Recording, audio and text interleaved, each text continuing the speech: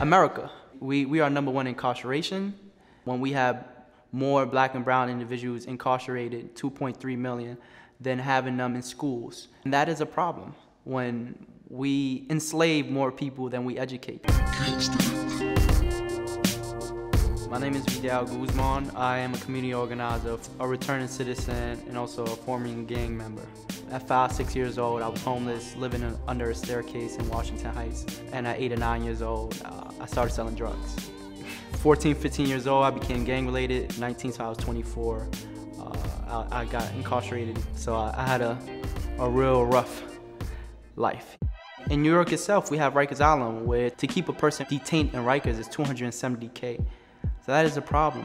When our country is saying, well, we don't have the money to educate, we don't have the money to put in these communities, it's like it's going to the wrong places. And what we do and what I do is like the radical changes of how you educate a person who's been repeating circles of trauma to power themselves up and start really doing something around their community.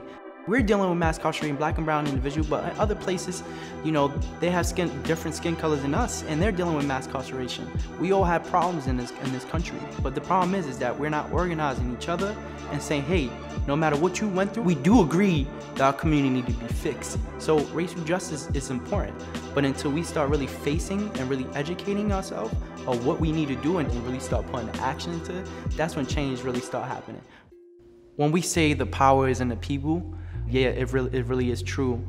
To make change, you have to step in uncomfortable situations. I had to step in an uncomfortable situation. That's me talking about my life. All I see my whole life is people selling drugs, being gang-related, or being pimps.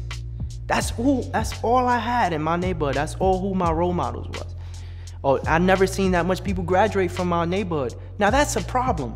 So when you're investing in these communities, when you put in the infrastructure that these communities actually needs, you start seeing a real different change. If we see a jail and prison as the first solution to a problem, then we lost ourselves.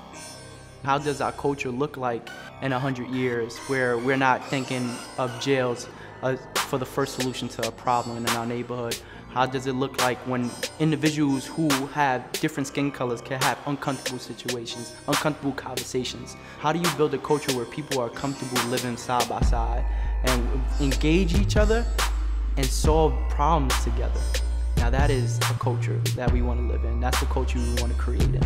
I hope that individuals will hear my life story or hear what I went through and where I'm going and empower them up to say, you know what, I need to do something.